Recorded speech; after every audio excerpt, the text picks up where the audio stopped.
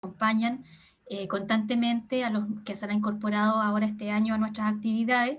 La mañana tuvimos una excelente presentación de la doctora Gabriela Gómez Azo, ¿verdad?, en donde nos hizo reflexionar nuestra posición como historiadores del mundo antiguo, del mundo clásico, sobre todo en estos tiempos presentes. Y hoy me corresponde a mí en este caso, y es un gran honor, un honor, de hecho, presentar, ¿cierto?, a las futuras generaciones de los estudios del mundo antiguo. Y tenemos invitados a dos estudiantes de posgrado de la Universidad de Concepción, donde, ¿cierto?, nos presentarán sus temas de investigación. El primero de ellos es Alejandro Saavedra Sangüesa, estudiante de doctorado en Historia de la Universidad de Concepción, que nos va a presentar el tema Una propuesta sobre el ideal de amor en Lesbos a través de la poesía de Safo y Alceo. Y continúa en esta actividad, ¿cierto?, también la presentación de Cristian Insulza Sangüesa, el estudiante de magíster o maestría en Historia de la Universidad de Concepción también, y con su tema de investigación, una propuesta para la investigación de la propaganda política durante la dinastía Julio-Claudia. Les recuerdo, por favor, a los asistentes, a nuestros invitados, a los participantes, mantener, ¿cierto?, los micrófonos apagados para no tener interrupciones externas a las ponencias de nuestros invitados expositores. Así que yo dejo ahora la palabra a la, ¿cierto? Y al final de las dos, cuando ya hayan presentado los expositores, vamos a dejar, por supuesto, el espacio abierto para las preguntas e iniciar el debate acá, por supuesto, siempre en forma respetuosa. Bueno, entonces dejo ahora a Alejandro para que comience, presente su tema. Muchas gracias, profesora, y en su figura también agradecer a todo el equipo de la GEMA por la posibilidad que me brindan de poder participar. Voy a presentar, espero que se me esté escuchando bien, me imagino que sí. Perfecto. ¿Se ve bien? ¿Sí? Ya, perfecto. Entonces el título de la presentación, ¿cierto?, es Una propuesta sobre el ideal de amor en Lesbos a través de la poesía de Safo y Alceo. ¿Ya? Hay que quizá recalcar que esta es parte de lo que es mi trabajo de tesis doctoral, es que está en un estado primigenio, ¿cierto?, en su primera etapa. Aquí estoy trabajando dos de los 20 poetas, ¿cierto?, que constituyen esencialmente los poetas líricos, constituyendo a los yámbicos, ¿cierto?, además de los yámbicos, los elegiacos y por supuesto los mélicos, que son los que característicamente se han considerado como los poetas líricos, ¿ya?, que son los que lo constituyen. Entonces, por esa razón, este es como un 10%, si pudiésemos decir, de todo este proceso. Entonces, ¿cuál es el objetivo? Determinar las características del ideal de amor en Lesbos en relación a los ideales aristocráticos durante finales del siglo VII e inicios del siglo VI, ¿cierto?, que es el periodo de actividad de los poetas, fueron contemporáneos en ese contexto. Y su hipótesis, ¿cierto?, señala que a través de los escritos de Safo y Alceo se aprecian ideales vinculados al orgullo, a la preeminencia, a la superioridad, que influyen en la conformación de relaciones asimétricas en el plano del horizonte onírico, ¿ya? Quizás hacer aquí algunos alcances de tipo conceptuales, ahí explicaré pertinentemente a qué me refiero con horizonte onírico, sobre todo descansando en el concepto propio de que hace Legoff al respecto, ¿ya? El ambiente temporal, como bien dije, finales del siglo VII, inicios del VI, es decir, el periodo donde tanto Safo como Alceo tuvieron que vivir incluso el exilio, ¿cierto?, en torno al 705, 605 a.C., contexto en el cual ellos, sobre todo Alceo, participa en los movimientos revolucionarios en contra de Mirsilo, logran deponerlo del puesto, pero finalmente Pítaco se queda con el liderazgo, ¿cierto?, en Mitilene, es nombrado asignate, ¿cierto?, y eso obliga de una u otra manera a Alceo a huir, ¿cierto?, al exilio, a salir, intentar varias veces el retorno mediante conjunto de revolución, incluyendo el apoyo de los lidios, y también lo que le ocurre de hecho a Safo, que ella misma menciona, ¿cierto?, en sus fragmentos que fueron confiscados sus recursos, el mismo fragmento 98, ella va a señalar que está empobrecida, y culpabiliza, ¿cierto?, a los pentilidas, ¿cierto?, esta familia con la que se casa Pítaco, y ellos sin lugar a dudas fueron afectados profundamente por causa de el liderazgo de el que Alceo considera un tirano más, ¿cierto?, a ojos de él, por supuesto, porque sabemos que Pítaco fue considerado uno de los 7 sabios, alguien que desarrolló un gran aporte en lo que tiene que ver con la polis, pero a ojos de Alceo y también de Safo, ¿cierto?, Pítaco no era más que un enemigo, ¿cierto?, en esa lógica. En el aspecto conceptual o el marco teórico más bien en el que se desenvuelve está en la lógica de las comunidades textuales, ¿cierto? Esta conceptualización de la historiadora Bárbara Rosenwein, que señala que un cuerpo de conceptos, ¿cierto?, determinados en el cual se interactúan, en este caso me refiero a la interacción entre las poesías de Safo y de Alceo, cómo interactúan este cuerpo conceptual, y cómo este cuerpo conceptual determina la expresión afectiva de una comunidad determinada, que se conjuga con ese lenguaje, es decir, que ese lenguaje se le hace común, y por ello esa forma de expresión afectiva, podríamos, o lo que ella dice, que sería común a toda esa comunidad que interactúa en son de esas palabras, de esos términos. Esa es la lógica de la historiadora. Obviamente vinculado a lo que yo llamé particularización de las emociones, porque en realidad aquí descanso en David Constant, ¿cierto? Este notable historiador que en obras interesantísimas como Pity Transformes, ¿cierto?, hace una evaluación de cómo va cambiando el principio de la piedad en la época antigua, ¿cierto?, sobre todo en caso de Grecia, tomando también las conceptualizaciones de la retórica de Aristóteles, y que también lo aplica en el tema de la cólera, cuando lo trabaja también a la luz de Aristóteles, ¿cierto?, en Aristóteles on Anger, ¿cierto?, in the Emotions, y él menciona, ¿cierto?, la diferencia que tiene este concepto de la cólera a la luz, ¿cierto?, de la épica, versus lo que se daría en el periodo de la época clásica. Con ello, ¿qué quiero decir?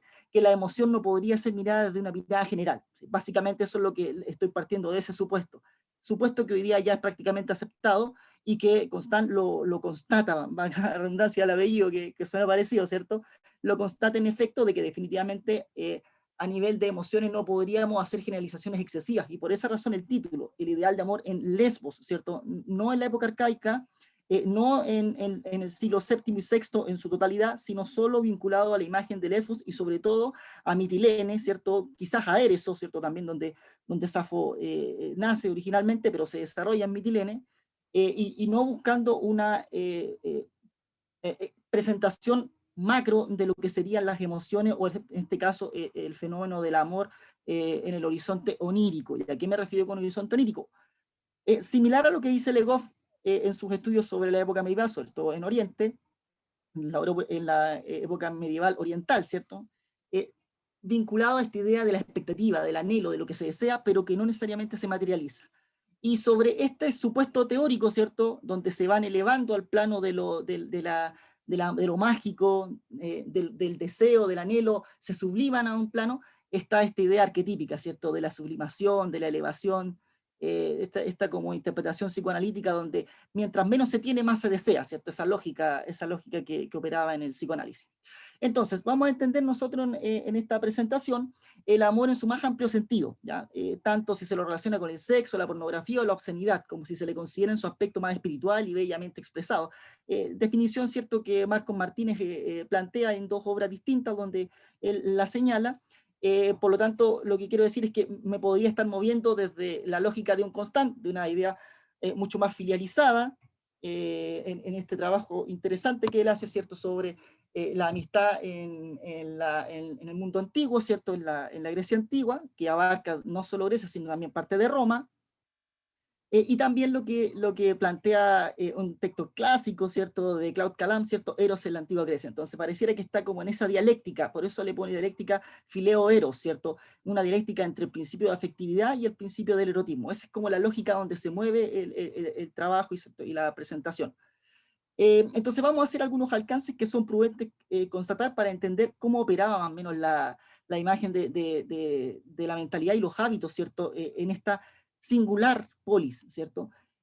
Hay que entender que Lesbos, por su ubicación cercana a Oriente, habría que entenderla más como una polis oriental. Es más, de hecho, el reclamo que le hace continuamente Alceo y Safo, es que Pítaco está volviendo como a Grecia, está como mirando a Grecia culturalmente, ¿cierto? Está queriendo alejar a la nobleza, los antiguos sistemas, hábitos, ¿cierto? El modelo monárquico que tanto anhela Alceo, ¿cierto? Y que espera que no cambie, versus un Pítaco que se casa con una Pentilida, ¿cierto? Herederos de la antigua cultura, de los orígenes griegos, y esa es una cuestión que molesta. Por lo tanto, si hay algo que caracteriza esta polis son las excentricidades propias de Oriente, ¿ya? Cercanas a la zona de Lidia, ¿cierto? La riqueza que había en esa zona.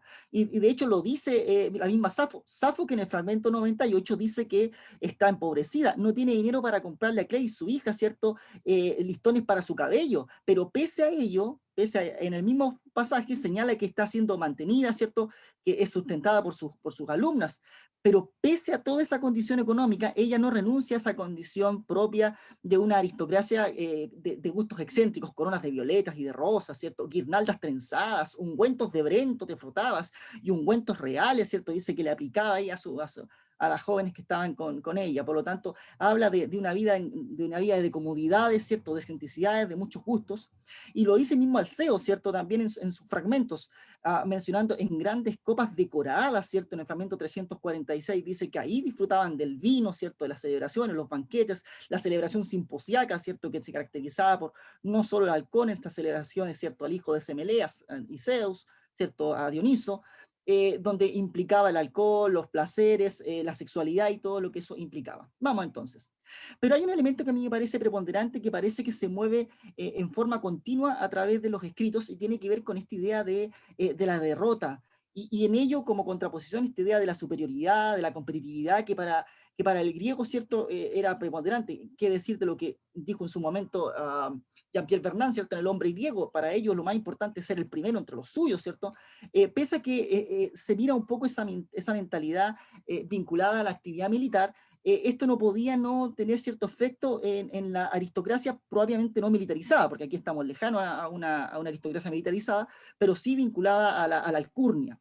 Y los que hierran soporten un deshonor que antes anunciado es fuerza. Lo recuerdo, todavía como un niño pequeño estaba yo sentado. Sí, el Pentilida, pero ahora él cambió, un hombre mal nacido, ¿cierto? Lo habla de un tiranizador. Es más, de hecho, dice que este Pentilida es Pítaco, ¿cierto? Era una extensión de Mircilo, lo mismo lo va a plantear Safo frente a esta figura, ¿cierto? Y lo interesante es que pese a que de Alceo no tenemos tantos fragmentos, pensemos que a nosotros se nos multiplicó la cantidad de fragmentos de Alceo después de la década del 60 en 4 veces, hasta antes de eso había bastante poco, pero no son pocos. Fíjense que el fragmento 76, 113, 114, 141, 167 y 169 están dedicados a la figura de Pítaco. Por lo tanto, da la idea, como dice en su momento la profesora Marcela Cubillo, haciendo referencia a Juvenal y esta recurrencia a la pobreza, que parece que mientras más lo menciona, lo quiere exorcizar, lo quiere expulsar, quiere sacar esa condición de ser el derrotado, de ser aquel que no pudo quedarse con el liderazgo de la polis, ¿cierto? Esa condición del orgullo del líder político, ¿cierto? Pero por sobre todo del aristócrata político que ha sido herida. Una cosa que le parece similar, me da la impresión, en lo que ocurre con Safo, y esto es lo que interpreto, ¿cierto? Dice en el fragmento 68, pues que yo, aquí están bien cortados, pero voy a explicar, pero sin embargo sucedió ella semejante a los dioses, la culpable Andrómeda. Andrómeda era otra de las maestras, ¿cierto? A las cuales le llevaban sus alumnos. Feliz el modo, no refrena la altura, ¿cierto? La molestia, la tindarida, ¿cierto? Tindarida, bello sin engaño, ya no, Megara. La trata de tindarida. ¿A quién trata de tindarida? A Megara, que era su alumna que la abandonó, se fue. ¿Y con quién se fue? Con su rival docente, diríamos, de la época, Andrómeda. De hecho, ¿por qué tindarida? Ya, la hija de Tíndaro, ¿cierto? Eran Helena y Clitemnestra, y nosotros sabemos peyorativamente lo que podía significar que te llamaran de esa forma, o sea, eres una infiel. Hay que entender que hay todo un vínculo que lo vamos a ver que se constituye en las filotes. La alumna asimilaba o aceptaba esa condición, estaba comprometida. Lo interesante es que en el fragmento 65, 68, 73 y 130 siempre se le fueron alumnas con Andrómeda, que al parecer era una de las rivales importantes que tenía, y en una ocasión menciona, probablemente quizás más, lo que tenemos en fragmentos, se fue con Gorgo en el fragmento 103C, otra maestra que había, otra de las mujeres. Por lo tanto, hay un tema de la competitividad, que al parecer es muy fuerte, no solo en el plano afectivo, sino también en el plano de la imagen, del orgullo, y que implica el factor afectivo. Pero también hay una imagen que se mira hacia un Dios que derrota, que supera, que es poderoso, que parece que estamos a merced de ellos, ¿cierto? Bueno, para el griego tenían claro la diferencia, ¿cierto?, entre los inmortales y los mortales. A los inmortales todo le es fácil, al mortal todo le cuesta, como decía Siodo. Al más poderoso de los dioses, dice Alceo, de hecho en un fragmento que se lo dedica a él, en el cual señala toda la capacidad de este Dios, ¿cierto?, para poder sacudir. Eros sacudió mi sentido, dice Safo, como el viento que en los montes se abate sobre las encinas, fragmento 47. Y miren lo que continúa señalando, de nuevo Eros, que desata los miembros, me hace estremecerme esa pequeña bestia dulce y amarga, contra la que no hay quien se defienda. Y miren lo interesante en un pasaje, ¿cierto?, que hace referencia a un amor heterosexual. Dulce madre, no puedo trabajar en el telar, me derrota el amor por un muchacho, por hora de Afrodita floreciente. Esta cuestión que tiene que ver con la competitividad, la ducha, la superioridad, también permea las relaciones afectivas, donde finalmente este dios Eros es también un dios que supera, que somete, ya, que no se puede resistir.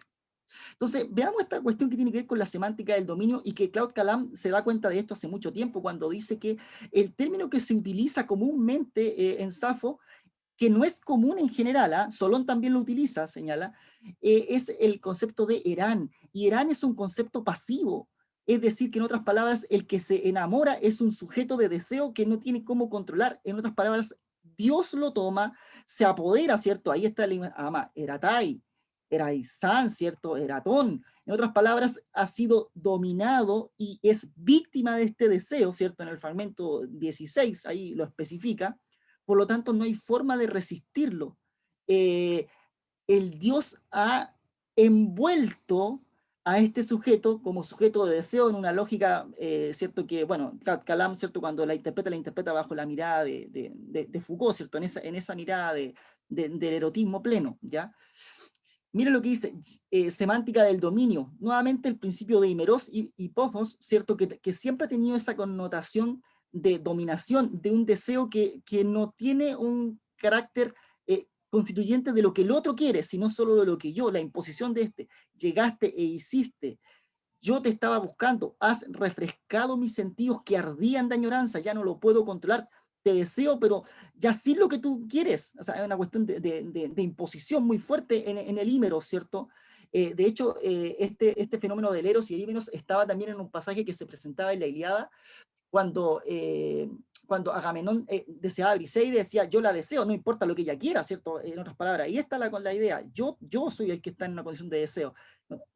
Ven pues también ahora, líbrame de mis cuitas rigurosas, aquello que el corazón anhela, que me cumplas, cúmpleme. Tú misma sé mi aliada en la batalla, cumple lo que yo deseo, no importa lo que quieran ellas. Bien interesante cómo se construye este efecto de la dominación en la relación. Un amor que busca la satisfacción, ¿cierto?, personal.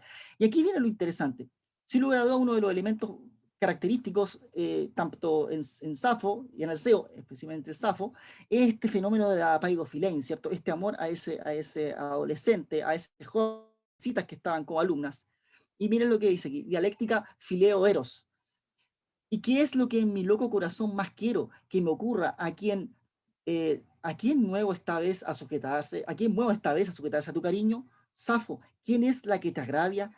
Si ha oído de ti, pronto vendrá a buscarte. Si no acepta regalos, los dará. Si no te ama, bien pronto te amará, aunque no lo quisiera. Que hay una cosa interesante porque las chicas que se le van están rompiendo un vínculo que es el vínculo de Filotes, y que el Filotes en periodo, en la épica, tiene una connotación mucho más de acuerdo mutuo, pero aquí el Filotes es una especie de acuerdo prácticamente jurídico que se constituye entre la maestra, ¿cierto? En este caso, la adulta y la adolescente, donde queda en una condición de obligatoriedad. No cumplir ese Filotes por parte de la jovencita implica un acto de afrenta. Lo interesante es que ese fenómeno no tiene que ver con la decisión del adolescente, sino que es un mecanismo normativo. Lo notable es que cada vez que se rompe este Filotes, nunca se constituye el retorno del adolescente en los pasajes de Safo. Y cuando se constituye un retorno ya no tiene valoración, por ejemplo en Alceo, que lo vamos a ver a la luz de Alceo. Cuando se constituye un retorno de la persona ya adulta, no se constituye la relación en condición de adultez. Y aquí viene lo interesante de esto, porque veo que ya voy en el tiempo, creo. hay un rechazo a la asimetría.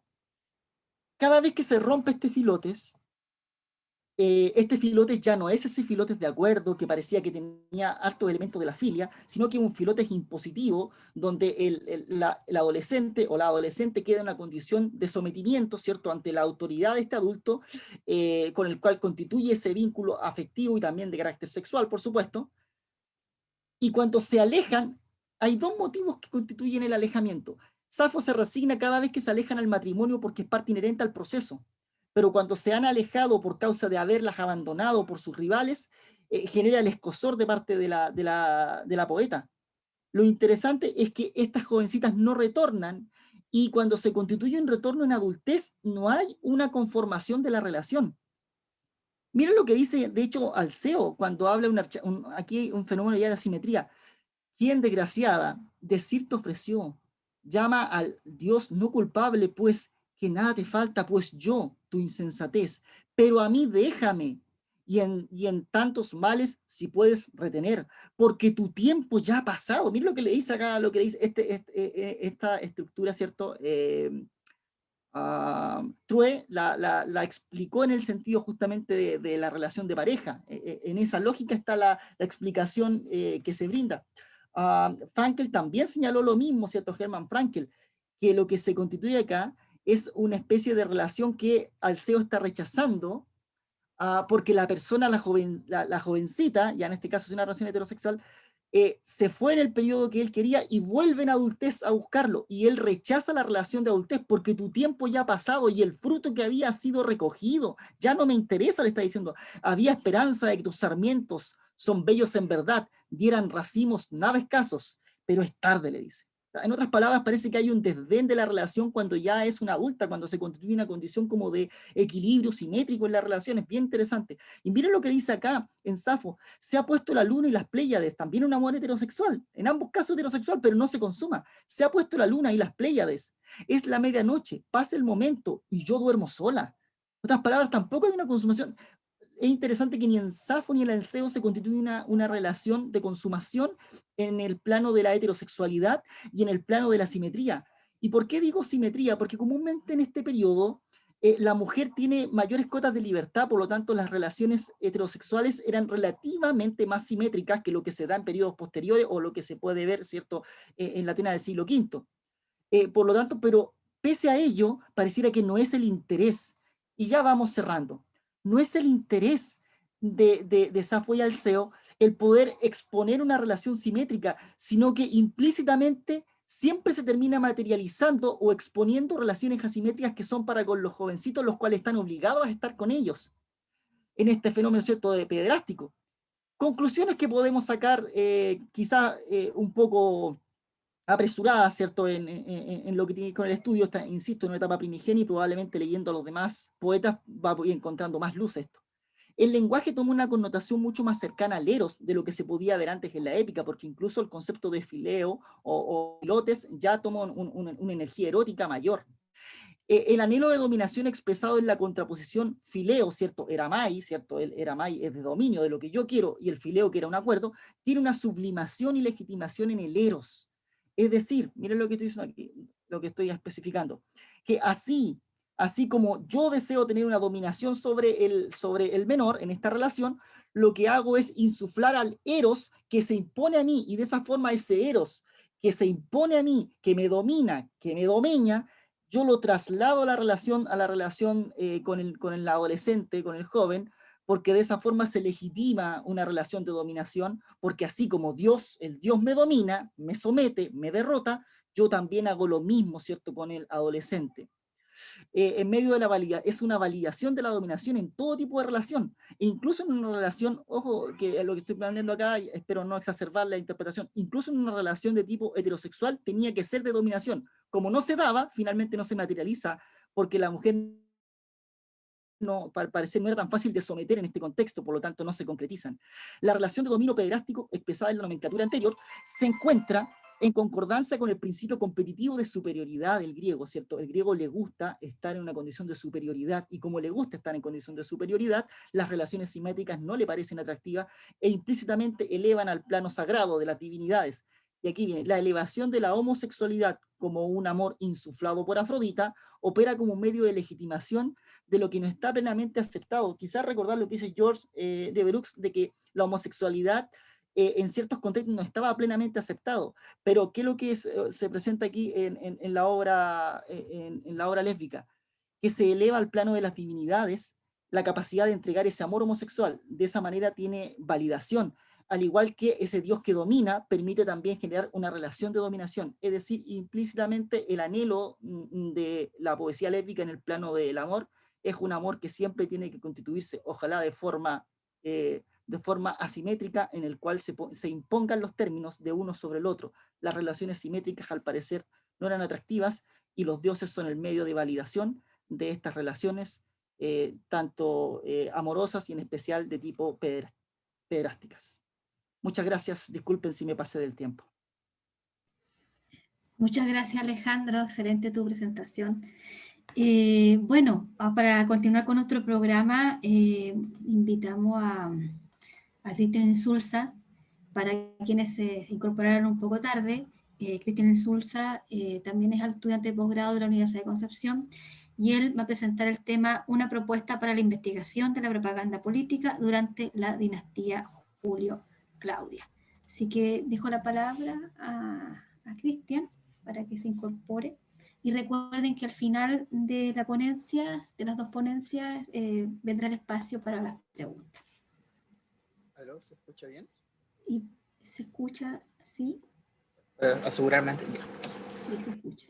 Primero que todo, darle las gracias al Grupo Heima por la invitación y a la profesora Leslie por la invitación para poder exponer. Lo que voy a mostrar ahora es parte, o lo que estoy pensando hacer dentro de mi proyecto de tesis.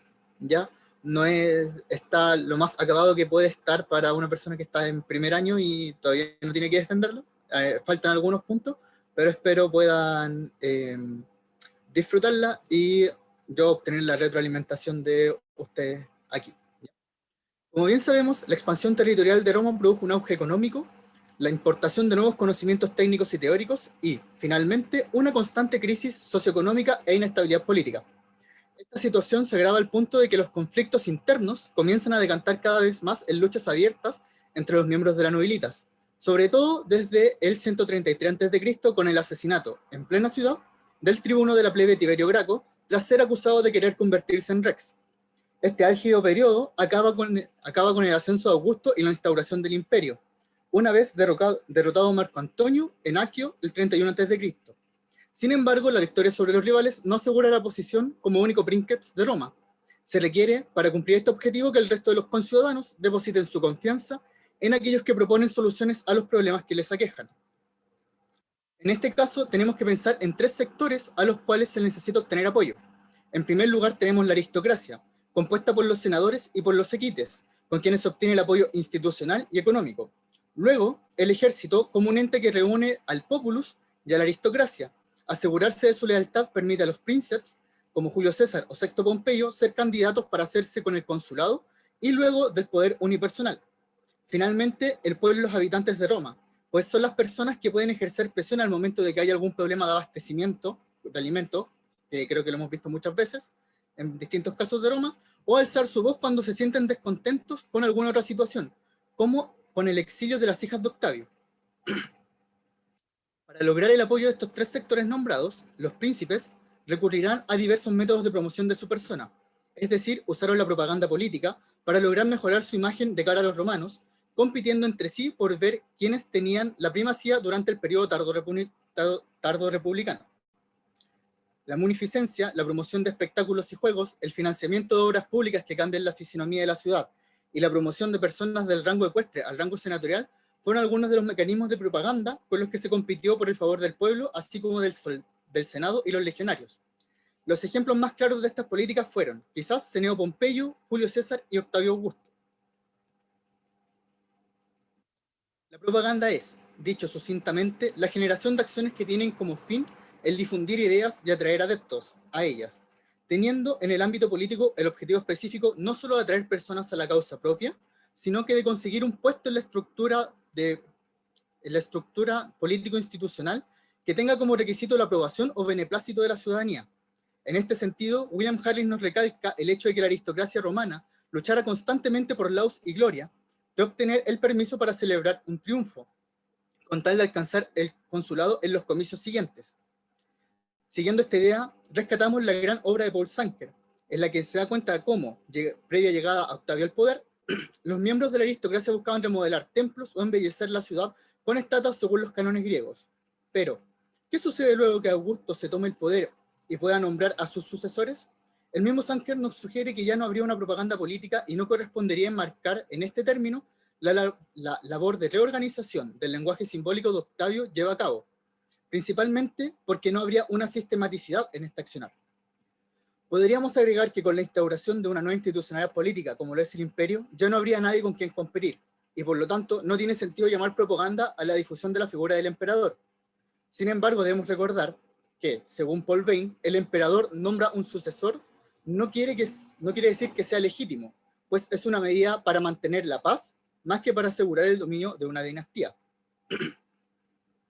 Esto nos indica que dentro de la institucionalidad imperial, cada emperador debe entablar una lucha por justificar la llegada a su posición, y por tanto hay que servirse de la propaganda.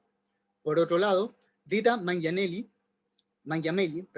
considera que sí es posible hablar de propaganda, pues en esta competencia se dan actos comunicativos intencionales, como cuando Octavio se representa como continuador de la política de Julio César.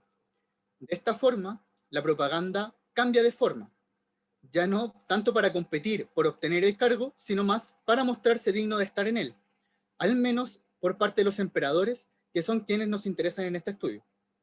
Nuestra investigación se enfoca entonces en la propaganda política usada por los emperadores de la dinastía Julio-Claudia, tomando como punto de partida a Julio César, ya que Augusto invierte una gran cantidad de recursos para hacerse ver como sucesor de este, no solo desde el punto de vista parental y legal, sino también como heredero de su posición política dentro de la URSS, y además es con quien Suetonio comienza su obra Vida de 12 Césares. En sí, creemos que los emperadores de la dinastía Julio-Claudia buscarían crear un imago imperi, que les permita mostrarse como dignos herederos al trono, afianzando la institucionalidad imperial, también la dinastía, y los mecanismos y símbolos por los cuales su imagen será difundida a lo largo y ancho de los territorios de Roma. Al mismo tiempo, esta propaganda buscaría desmarcarse de su antecesor con miras a superarlo, haciéndose ver como un individuo distinto y mucho mejor princeps, siendo los escenarios de poder un punto articulador entre las reformas político-administrativas y la comunicación de estas mismas, con tal de generar un cambio en la atmósfera social que les sea favorable. Dichas actuaciones responden también, como dijimos, a los problemas sociales y económicos que atraviesa la población y que son retratados en los paisajes literarios como muestra de lo que fue la labor del emperador y los cambios en los afectos hacia ellos por parte de la población. Nuestra perspectiva teórica se encuentra en el área de la nueva historia política, buscando adentrarnos en los componentes simbólicos del comportamiento político de los príncipes. Esto nos lleva al plano de la cultura política que, según Almond y Sidney, debe llevarnos a interesarnos por el análisis de los valores, las actitudes, la normativa y sentimientos que el conjunto de los sujetos tiene hacia el sistema de gobierno del territorio en el que vive y las decisiones que estos toman al respecto de los problemas sociales, culturales, económicos a los que hacen frente. Ahora bien, nosotros lo que buscamos es profundidad para entender la propaganda imperial en Roma, desde Julio César a Nerón, por lo que seguimos un enfoque discursivo planteado por Kate Baker. Desde este punto de vista, la cultura política se define como un conjunto de discursos o prácticas simbólicas mediante los cuales se realizan demandas al gobierno. Dicho de otro modo, como las formas y mecanismos de aquellos que no detentan el poder político, específicamente el institucionalizado, plantean sus deseos a aquellos que sí lo tienen. Sin embargo, como sabemos, la política es un espacio de disputa de intereses contrapuestos, siendo esto principalmente los intereses de clase. Dicha situación nos lleva a pensar la cultura política como un fenómeno dialéctico, que va tomando forma en la medida en que aquellos que detentan el poder político debaten, desarrollan, implementan y comunican las soluciones a los problemas que enfrentan al conjunto de la población, escuchan e interpretan las demandas que construyen y comunican los ciudadanos. Así pues, la visión de Becker es complementada con la de Ana Carrasco, creando la cultura política como comunicación, intensamente conectada con la propaganda y la opinión pública. Esto es, discursos y prácticas relativas a la vida política, no solo de arriba a abajo, sino también de abajo hacia arriba. En este sentido, los emperadores buscan crear una imagen de sí mismos y difundirla, principalmente dentro de Roma, que es desde donde se gobierna y donde se encuentra el Senado. Esto es lo que hemos llamado l'imago imperii, que consideramos dentro del plano de los imaginarios de los ciudadanos romanos, entendiendo no solo como algo ilusorio ficticio, sino que tiene una base en el lenguaje simbólico que las personas van creando y transformando en la medida que establecen diversas relaciones sociales, económicas y políticas entre ellas. En efecto, la consolidación de esta le permitiría a los emperadores multiplicar y reforzar la dominación de la proporción por la apropiación de símbolos, por la conjugación de relaciones de sentido y de poderío, siguiendo la idea de Baxo sobre los imaginarios sociales. La imagen que los príncipes buscan crear de sí mismos no es solo una selección de valores, costumbres, mitos, estilos de estatuas y obras públicas, entre otras, sino que también los gestos, posturas y alocuciones que realizan.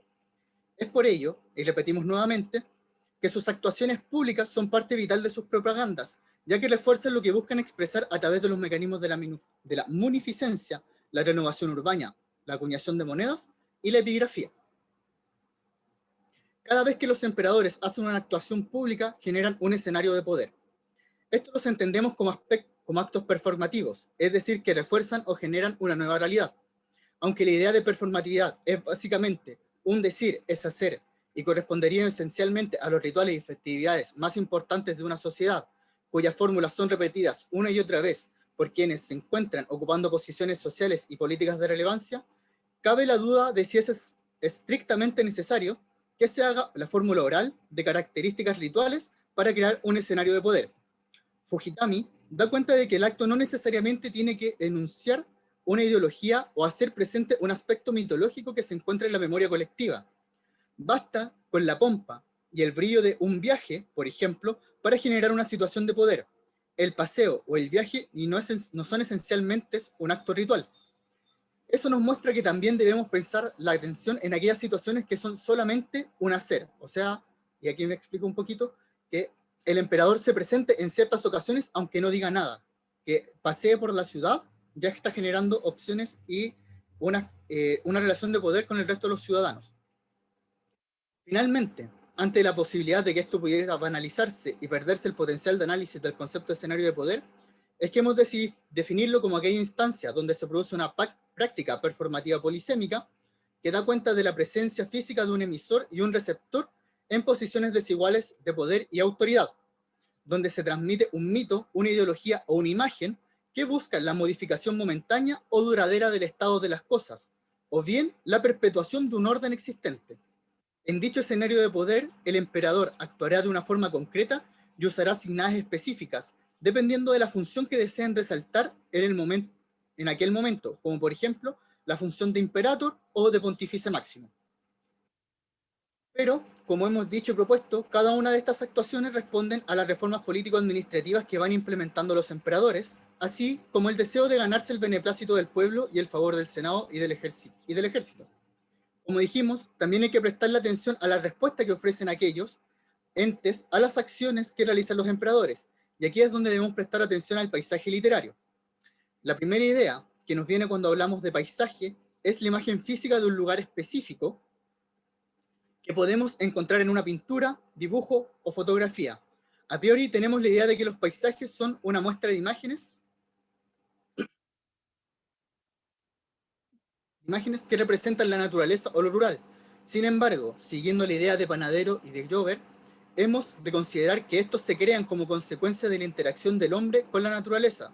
Son el fruto de la evolución temporal en la que unos escenarios han ido sucediendo a otros. Su grado de transformación está vinculado al tipo de actividad desarrollada por los hombres, y por eso distinguimos superpuestos el medio natural, el paisaje agrario, los rurales, los industriales, los urbanos. El paisaje en sí es un objeto complejo que puede mostrar múltiples facetas de la realidad. Y en este caso, el principal paisaje para nosotros va a ser el paisaje urbano, entendido desde el punto de vista de que vamos a estar en la ciudad, y muy posiblemente un paisaje militar cuando ellos estén hablando y dirigiéndose al ejército en medio de campañas. Por otro lado, cuando lo colocamos junto a la palabra literario, nos estamos refiriendo a aquellos lugares que se describen en una novela, cuento o lírica. Por ejemplo, en este sentido, se produce una relación entre la geografía y la literatura cuando vemos que el paisaje como un producto de la construcción cultural y la ordenación del territorio. Así pues, nuestra visión y entendimiento del paisaje ha de ampliarse, tomando en cuenta dos perspectivas que son complementarias. La primera es fácil y, como dijimos, es la que puede entender con mayor o menor complejidad conceptual una persona. El paisaje literario como un lugar específico que es expuesto en una obra literaria. Básicamente, la descripción física del espacio donde se lleva o llevará a cabo una acción, en nuestro caso, los escenarios de poder. Por otro lado, y siguiendo la idea de Liliana López, los paisajes literarios encierran también un componente socioemocional, los cuales configuran una atmósfera que se retrata a nivel de aceptación, rechazo o demandas que se hacen a los príncipes. Esto sucede cuando nos adentramos en las acciones que ocurren en los espacios descritos o nombrados y no nos quedamos solo con la parte descriptiva del espacio. Por último, abogamos que el paisaje literario sea un concepto que nos permita un análisis de la relación política, en tanto comunicación del imago imperi y la recepción entre el emperador y los tres entes ya nombrados, el Senado, el Ejército y el Populus. Con los tres se mantendrá, a nuestro parecer, una relación bastante tensa. Esto debido a que los senadores intentarán siempre mantener sus privilegios y la esperanza de volver a un sistema político, donde ellos sean los que tienen la decisión final del destino de Roma. Por su lado, el ejército se vuelve poco a poco más profesional, consolidándose como un ente permanente con Augusto, y estarán velando siempre por su bienestar económico. Finalmente, el populus puede ser el que más trabajo cueste mantener en favor propio, dado que se compone de una gran variedad de personas en diferentes situaciones socioeconómicas, pero que siempre estará pendiente del evergetismo practicado por los princeps.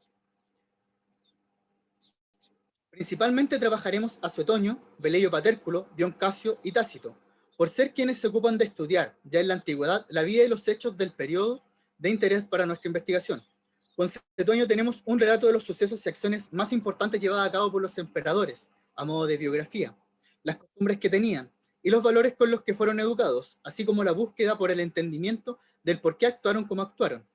Los otros autores no entran directamente en la vida de los Julio Claudios a modo de biografía, como lo hace Suetonio, pero sí nos narran detalles de otras acciones, como las celebraciones triunfales de Augusto. Por otro lado, las formas en las que se refieren a los emperadores también es un punto sumamente interesante, ya que eso puede denotar la militancia o conjuntos valóricos que ellos más aprecian al momento de escribir. Esto se puede apreciar de mejor forma al comparar la forma en que Velleio y Tácito hablan de Tiberio.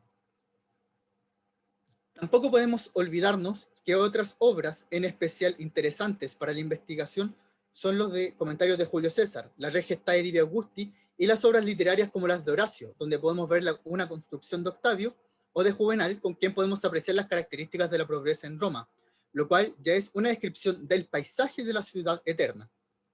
Por esta razón, se hace necesario hacer el ejercicio de aproximarnos a las obras a partir de la relación texto con texto, con tal de dilucidar cómo es que cada uno de ellos está escribiendo y desde qué lugar lo hacen. Así, por ejemplo, podemos llegar a entender cómo funcionan los comentarios de Julio César como propaganda, como relato histórico y modo de autocreación y representación de sí mismo.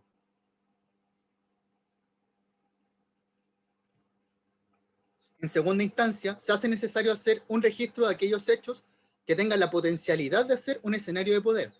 De esta forma, lo que debemos hacer es buscar aquellos detalles que nos permiten ver cómo se crean y cuáles son los símbolos, valores y costumbres usadas por los emperadores, y a qué pueden hacer referencia, así como en localizar los lugares en los que estos son usados.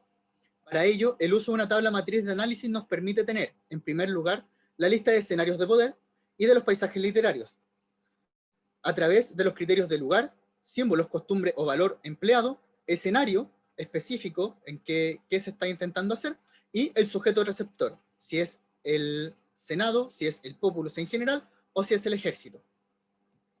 También sería importante para notar los detalles del paisaje literario, como un punto específico, en los que se insertan los escenarios del poder, rescatando la actitud y comportamiento de respuesta o demanda del populus, a través de una segunda matriz en la que las categorías principales son el lugar, donde se está haciendo la demanda, o que tendría que ver también con la otra, que es donde se está dando la respuesta, qué sujetos las están dando, si es el populus, el Senado o el ejército, y la demanda-reacción, qué es lo que están demandando o qué reacción es la que están teniendo. Luego debemos realizar la clasificación de escenarios, con tal de observar de mejor forma el papel que se pone en relevancia en cada uno de estos momentos. Así pues, creemos que en una primera instancia las categorías de clasificación son escenarios civiles, donde lo que prima es su papel como ciudadano, como los demás. Los juegos y los espectáculos caerían dentro de esta categoría. Los escenarios militares, siendo relevante principalmente su papel como imperator. Aquí van las acciones como discursos frente a los soldados. Los escenarios políticos. Aquí puede ser cuando el emperador se enfrente al populus o a los senadores, puesto que el tema es la discusión sobre el destino de la ciudad y ciertas reformas, o la lucha contra sus adversarios políticos. Y los escenarios rituales, los cuales pueden ser una combinación de aspectos rituales religiosos junto con algunos de los otros ya nombrados. Y el caso, a mi parecer, que sería específico, sería, por ejemplo, el de la celebración del triunfo. Finalmente, con la clasificación ya hecha, podemos hacer el último ejercicio de análisis, que es la comparación de estos escenarios de poder entre cada emperador, buscando los cambios y continuidades que se dan en la creación del Imago Imperi y cómo cada uno de ellos va ajustando su actuar a lo que manifiestan los ciudadanos de Roma, el ejército y los senadores. Todo este trabajo de lectura entre líneas debe ir de la mano de las fuentes iconográficas, epigráficas y jurídicas de la misma época, con tal de llenar los espacios que los autores omiten o tergiversan por sus militancias sociales y políticas. Lo que buscamos con esto es una complementariedad de símbolos y de valores que se buscan mostrar por parte de los emperadores, es decir, buscamos el valor eidético más que el valor estético. A través de la jurisprudencia, lo que buscamos es ver las acciones concretas en el plano institucional que buscan implementar los príncipes, las cuales serían soluciones que nos permiten pensar en el problema que ellos están buscando remediar. Sin embargo, debemos aclarar también que en este trabajo el centro son los escenarios de poder, y es por ello que estas fuentes tendrán un trabajo más de carácter bibliográfico que un carácter de ir directamente a los documentos en los que ellos se encuentran. Para terminar, no podemos dejar de mencionar que dentro de las posibles dificultades con las que nos podemos encontrar, se encuentra el nivel de detalle del que hablan los autores de los escenarios de poder y de los paisajes literarios. Con el primero puede que no obtengamos un registro de los signos usados por los emperadores, los valores o las costumbres que intentan enmarcar en su persona, o que no se nos diga el lugar donde puede estar llevándose a cabo alguno de estos. Muchas de estas cosas deberemos inferirlas por el tipo de escenario que se nos presentan. De la misma forma, la situación de los paisajes literarios será la de la falta de detalle y la descripción del lugar, o de la respuesta a la demanda que colocan los ciudadanos, los senadores o el ejército. En ambos casos, esperamos que los relatos de los historiadores nos den pistas del dónde pueden estar ocurriendo un acto determinado o una situación por la que se está demandando reaccionando, o los símbolos usados por los emperadores. Y eso es, por su atención, muchas gracias. Gracias, Cristian, por tu estupenda presentación igual. Felicitaciones a los dos. Y bueno, ahora dejo el espacio para las preguntas. Pueden indicar incluso alguna reacción ahí de aplauso, una carita sonriente, ¿verdad? Dejo la palabra para alguien que pueden hacer las preguntas por el chat también. Yo tengo una No sé. pregunta, Leslie. Sí, Pablo, por favor. Gracias. Agradezco a Alejandro y Cristian por sus presentaciones y por poner el avance de sus proyectos. Muy interesante que vayan viendo el tema de los textos, lo más importante, la lectura detenida, con profundidad de los textos clásicos. Alejandro, la pregunta que tengo para ti, te agradezco tu presentación, es interesante ese tema de la importancia de estos textos, ¿no? Estos textos arcaicos tan potentes en esta forma de expresar el amor, el eros, de una manera marca, de una manera todo lo que va a ser la literatura clásica del siglo V. Hay una profundidad respecto a eso. Y mientras hablaba respecto a estos poemas de Safo, no pude dejar de recordar que a finales del siglo V, Gorgias de Leontini, este gran retórico siciliano, va a componer el encomio de Helena, que es una cosa, me parece muy interesante, porque esta idea del amor que tú presentas, el eros, tan importante, que aparece como un gran aspecto a considerar por la literatura arcaica, ¿no? La misma Safo, Alceo, en fin. Aparece luego en época clásica una literatura muy marcada por la guerra, ¿no? Por temas políticos. Pero al terminar el siglo y antes que Platón trabajara sus temas, ¿no? Sobre el amor, que son tan relevantes, ¿no? Porque Platón retoma el tema del eros, el tema del amor, el tema de la pasión. Un poco antes, Platón Gorgias ya va a hablar de este ámbito y va a exculpar en su discurso básicamente retórico a Helena, de que ella no es la culpable de la guerra de Troya, tema que se manejaba por toda la literatura arcaica y clásica. Se le culpaba a ella de haber sido la culpable de llevar a los aqueos a Troya. ¿Por qué? Porque había seducido a París, ¿no? El punto es que para Gorgias, él dice, bueno, ¿y qué tiene? Que si se enamora de París, ¿qué tiene? El amor es eso, el amor es locura, el amor es partir enamorado sin tener ninguna idea de límites, ¿no? Entonces va defendiendo en 4 puntos importantes a Helena, de las causas por las cuales se le acusaban. Entonces, hablaba de que era muy bella y su belleza encandilaba a los varones de la época, y que se enamora de París. Entonces, todos esos aspectos él lo retoma para hacer este breve, ¿no? Tratado sobre Helena en sí mismo, pero en sí mismo es un tratado sobre el amor, básicamente. Sobre el amor, este amor de alguna manera sexual, pero también este amor perdido, este amor romántico, que de alguna manera le atañe a esta Helena, y bueno, es un ser vivo y se le perdona finalmente por haberse enamorado, ¿no? No es una culpa. Entonces, muy interesante cómo de un siglo a otro se produce ese pasije, ¿no? Esos vasos vinculantes que toma Gorgias en la lejana Sicilia, otra isla interesante. La poesía insular probablemente tiene un tema no menor, ¿no?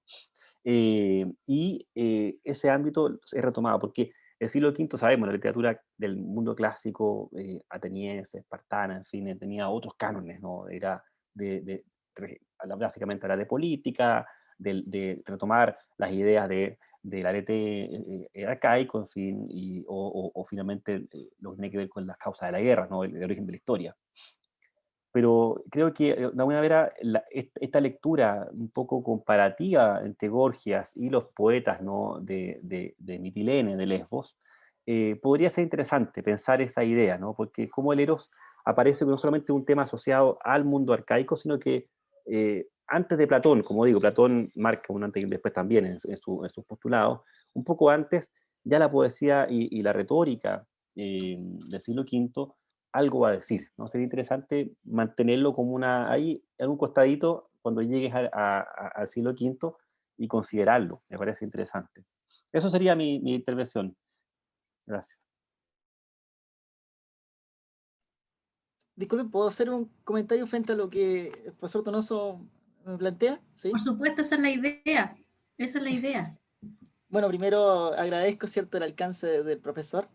Y creo que hay un tema que a mí me parece, bueno, ya desde el punto de vista de justamente el ejercicio comparativo, de seguir un hilo conductor, es también cómo ese Eros tiene ese flujo de transformaciones. Yo creo que por ahí va lo que busco poder plasmar en la tesis en última instancia, es tratar de singularizar justamente esas diferencias que podían generarse, porque yo entiendo, debido a la dificultad del tratamiento de las fuentes, muchas de ellas entendemos que son fragmentarias. De hecho, ustedes vieron que algunas están como entrecortadas, ¿cierto? Que es parte de la dificultad del trabajo. Genera que uno tenga la tentativa o caiga en la tentación de poder generar apreciaciones generalizantes, ¿cierto? Que no quiere decir que sean malas, pero que en este caso lo que busca es poder singularizar para no exacerbar la realidad de una polis que se puede dar o ser distinta, o un siglo a otro que pueden ser distintos y que muchas veces ocurre, y que creo que ya lo hace en torno a la filia, pero de todas formas, igual como la obra es abarcante, porque estamos hablando de una obra muy, muy extensa en cuanto a temporalidad, ¿cierto? Termina igual generando este círculo de generalidades, ¿cierto? Que son indudables. Y de hecho, si uno mira bien, es bien interesante, porque cuando uno ve a Helena a la luz de la épica, a Helena se le va a destacar finalmente la condición de esposa de Meneloa, porque uno siempre habla de la Ilíada, pero cuando uno la mira a la luz de la Odisea, Helena está súper bien con su marido, ya, y tiene como una relación súper estable, e incluso comparte con él cuando llega Telémaco, ¿cierto? Y lo reciben en forma muy afable. Y pareciera que la Helena de la Ilíada es desgracia pura, parece que pese a que la mujer tiene cotas de libertad y de acción, este Eros femenino, en son de sus propios anhelos, parece que es como desgracia, mientras que Eros femenino sometido a la estructura del marido, parece que esa es la que trae como beneficio. Entonces probablemente ahí hay como una idea, creo yo, implícita, de que de una u otra forma, más allá de que la mujer tuviese mayores cotas de libertad en ese periodo arcaico que lo que se ve posteriormente, implícitamente siempre se está diciendo que cada vez que la mujer actúa sola, que decir Clitemnestra, disculpen la forma coloquial, deja la escoba, ¿ya? Esa connotación un poquito negativa. Y creo que, claro, y como cuando avanza ya hacia el siglo V, se retoma esta idea del Eros, pero siempre creo que, como lo dice en un momento este eximio helenista que ya no está con nosotros, ¿cierto? Rodríguez Adrado, que en este texto muy, muy clásico, que es Sociedad, Amor y Poesía, finalmente el amor que le gustaba al griego era el Eros, pero como muchas veces reñía con el orden, había que darle énfasis también al otro, ¿cierto? Entonces pareciera que Helena en ese periodo primigenio de la polis está muy ordenadita con su marido, pero conforme la polis se fue organizando, pareciera que el Eros toma como una explosión, ¿cierto? Poniéndole más énfasis a ese otro lado que parece que era el que le gustaba más al griego, pero que por necesidades tenía que darle énfasis al otro. Así que lo voy a tener en cuenta y le agradezco, profesor, el alcance sobre Gorgias. ¿Sí? Eh, bueno, no sé si alguien más quisiera preguntar, consultar algo, algún alcance, está abierta la palabra. La idea esta que se genere un espacio, ¿cierto?, de retroalimentación también. Muchos de los participantes también son estudiantes, muchos de ellos también de posgrado, podrían preguntar algo, cómo abordan el tema, no sé, o algún profesor presente que quisiera hacer también alguna sugerencia en los temas. Leslie. Andrés, sí, sí, Andrés, Hola profesor. Leslie, saludos a todos, ¿cómo les va? Un gusto. Te Felicitar a escucho la... Alejandro, muchas gracias Leslie. Felicitar a Alejandro por su tema, lo encontré eh, bastante atractivo, por no decir curioso, de verdad que lo escuché con bastante gusto, cómo fue desmenuzando y cómo fue discutiendo esto. Tiempo atrás yo abordé un poco con respecto a la etairas, en tema de prostitución justamente. Entonces, me recordó hartas cosas que pude leer y que lamentablemente en un artículo a veces no se pueden profundizar. Pero qué bueno que estés tomando un tema de esta manera y con los alcances que te daba Paulo. Entonces, creo que va a servir en demasía aquello. Con respecto a Cristian, felicitarte por tu trabajo de lo que estás haciendo en la maestría. Eh, Sería, tal vez, creo que en una parte me tuve que desconectar. ¿Va a tratar principalmente con lo político en tu tema de tesis, Cristian? Sí, más que nada, cómo se están llevando a cabo los símbolos, cómo se exponen los valores y las costumbres que usan los emperadores al momento de actuar en público.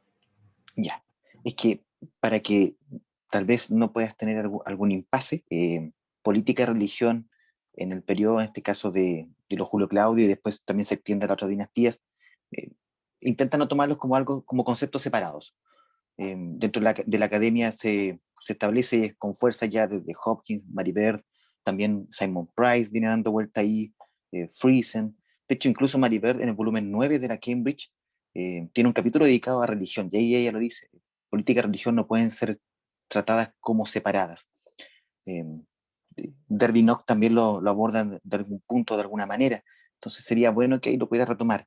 Entonces cuando tal vez hables de político, eh, ten claro que te va a llevar, quieras o no quieras, a temas que son temas de cultos, por ejemplo, cultos imperiales, eh, y para eso yo creo que te va a servir mucho Friesen, que él discute el concepto, dice que no existe el concepto culto imperial, sino que cultos imperiales, porque son diversas manifestaciones, muchas no son intencionadas, es decir, no hay un corte vertical en esto siempre, no es que desde el poder baja realmente esta imagen como que viene toda una propaganda prácticamente establecida, también hay cosas espontáneas.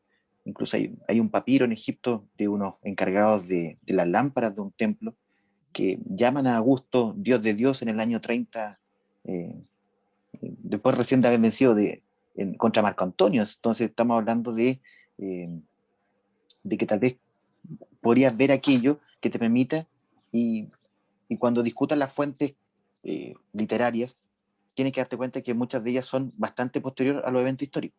Entonces, bajo esa lógica también tienes que tener ahí la mesura en el tema del discurso. Yo lo escuché que estaba hablando del tema de discurso, de que las fuentes escritas son bastante tardías, salvo, no sé, Tácito o no sé, Virgilio va a ser como más contemporáneo, pero te vas a encontrar con un Dion Casio que ha escrito bastante tarde, Suetonio también. Entonces, creo que te pueden servir para ese punto y para que lo puedas abordar de la mejor manera.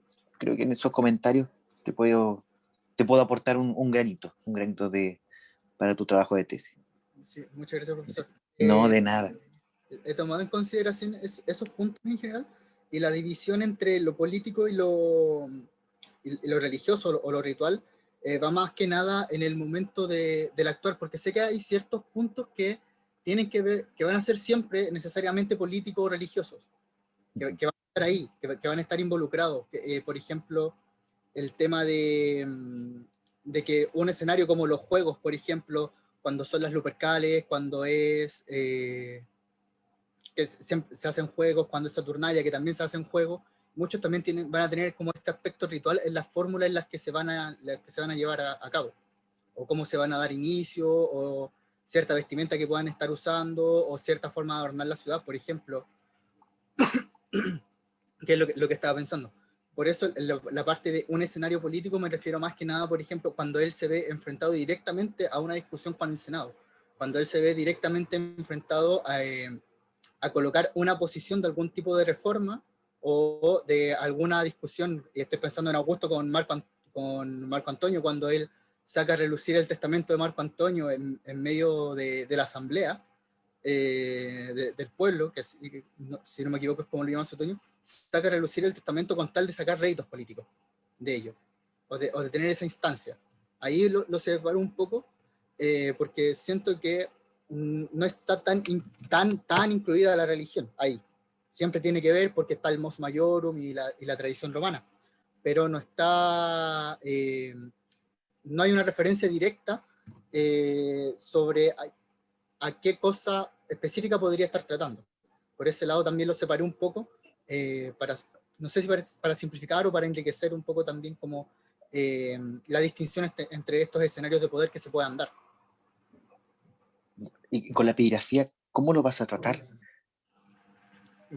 Ahí estoy dilucidándolo, conversándolo con el profesor Bancalari. Estoy pensando desde el punto de vista de, por ejemplo, qué honores se les colocan, el tema de Augusto, que después también pasa a ser un título, qué valores se pueden dar, y pensando principalmente como el gran monumento epigráfico para esto, que sería la Regia Gestae también. Ahí la parte de la epigrafía es el punto específico para esta complementariedad que quiero hacer, más conflictivo para mí. Desde este punto de vista, teóricamente es el paisaje literario, que siento que es un tema que va a costar un poco tratarlo en algún sentido. Y ahí ya estoy conversando con el profesor Bancalari, que es mi profesor guía, para ver cuáles son las opciones a tomar y cuál va a ser el camino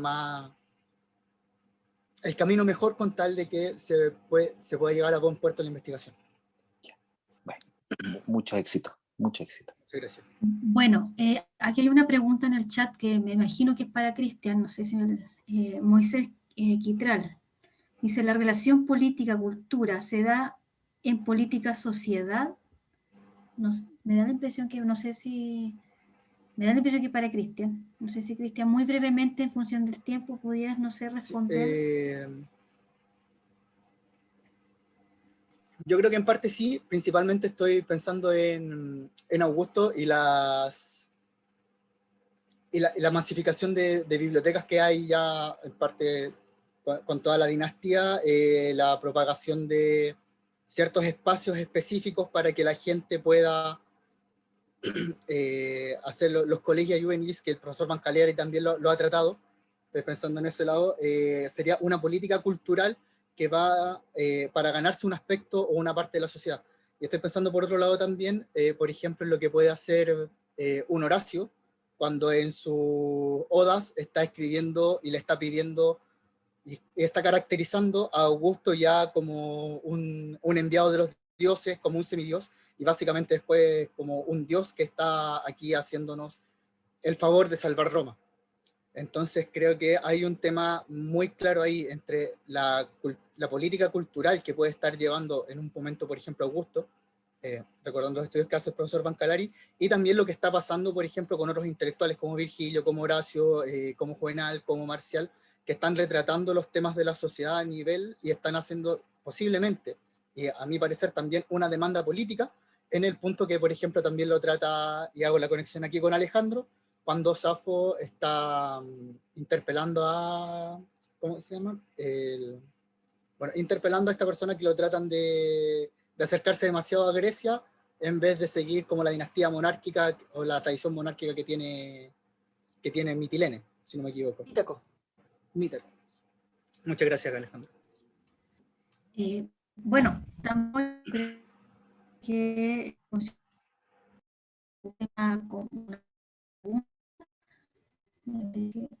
que no.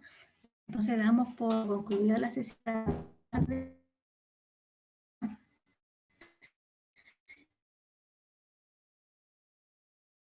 ¿Cierto? En este caso a continuar con nuestra actividad. Recuerden que la información siempre se publica en nuestras redes sociales, ¿cierto? Los que nos siguen en Facebook, en Instagram, a través de nuestro correo electrónico también. Y los dejo, bueno, invitados para mañana. ¿Cierto? A las 10 de la mañana comenzaremos con una nueva actividad. Y en la tarde hablaremos con el doctor Ricardo Martínez de la Universidad Autónoma de México. Bueno, yo les agradezco a todos la presencia, a nuestros expositores, ¿cierto? Y a todo el público que, como siempre, nos sigue y comparte nuestras actividades. Así que nos veremos mañana y que tengan un buen día. Chao, hasta luego. Hasta luego, que estén bien. Hasta luego, nos vemos. Muchas gracias por todo. Muchas gracias, profesora. Profesora, hasta luego, un gusto, un Que vaya placer. bien. Chao. Chao, Que nos vemos estén mañana. bien. Gracias. Gracias Chao, por la gracias por invitación. todo.